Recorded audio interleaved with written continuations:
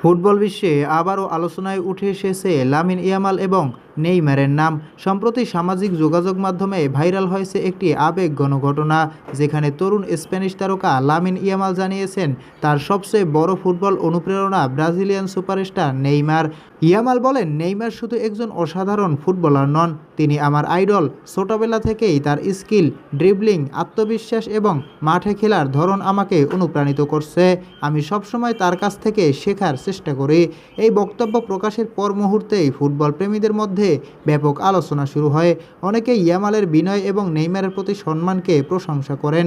এরপর নেইমারের পক্ষ থেকেও আসে একটি আবেগঘন বার্তা। তিনি বলেন, তোমার ভবিষ্যতের জন্য অনেক শুভকামনা। নিজের স্বপ্নের পেছনে ছুটে যাও, কঠোর পরিশ্রম করো এবং কখনো হাল ছেড়ে দিও না। আমি বিশ্বাস করি তুমি অনেক বড় কিছু অর্জন করতে পারবে। এই বার্তা শুনে লামিন ইয়ামাল কৃতজ্ঞতা প্রকাশ করে বলেন, আপনার মতো একজন কিংবদন্তির কাছ থেকে এমন কথা পাওয়া আমার জন্য অনেক বড় অনুপ্রেরণার। আমি সবসময় আমার সেরাটা দেওয়ার চেষ্টা করব। তবে একটি বিষয় মনে রাখা জরুরি, এই কথোপকথনের দাবিগুলো সামাজিক যোগাযোগ মাধ্যমে ব্যাপকভাবে ছড়ালেও এগুলোর সত্যতা স্বাধীনভাবে নিশ্চিত করা যায়নি। প্রিয় দর্শক, ভবিষ্যতে লামিন ইয়ামাল কি নেইমারের মতো বিশ্ব ফুটবলের অন্যতম বড় তারকা হয়ে উঠতে পারবেন? আপনার মতামত কমেন্টে জানান।